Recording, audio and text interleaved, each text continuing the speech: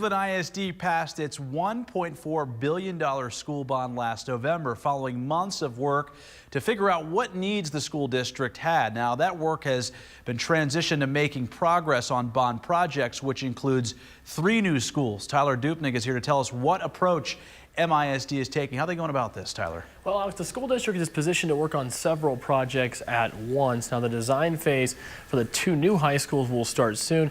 And for the new elementary school near Lone Star Trails, the design phase is already underway. On the northeast side of Midland, education is coming. We felt the most important thing was to start on the elementary. That was kind of the most pressing. An elementary school that will look similar to Fasken in the northwest and Yarborough on the west side, as the designer of those schools, Park Hill, will also design this one. Feedback from those schools is being used during this design process. We talked with teachers and staff members, and there's not enough storage in some areas. There's not enough MDF and IDF rooms. So we've notified all those, or identified all of those things, and we're going to make those changes in the new schools. Courtney Smith is the Chief of Facilities and Operations for Midland ISD, and he says the design phase for the high schools will take over a year. Similar to what we did for the elementaries, where we got groups of district leaders together and principals and so forth to find out what's going well in our elementaries and what's not working so well. We're going to do the same thing for our high schools, but it's going to be more in-depth and more extensive. It's going to take a little longer.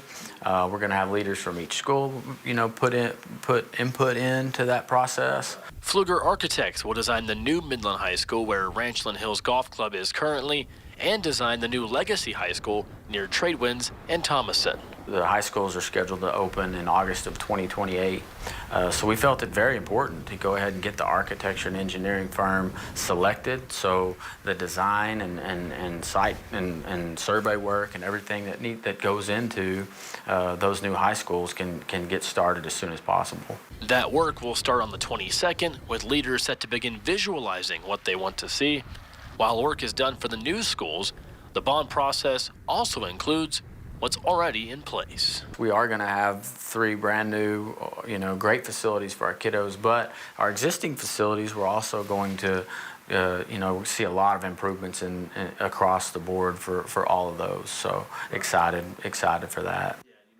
Now, Smith told me that the plan is for construction of the new elementary school to start later this year and for it to open in August of 2025. And as for construction on both high schools, that will begin in 2025 too.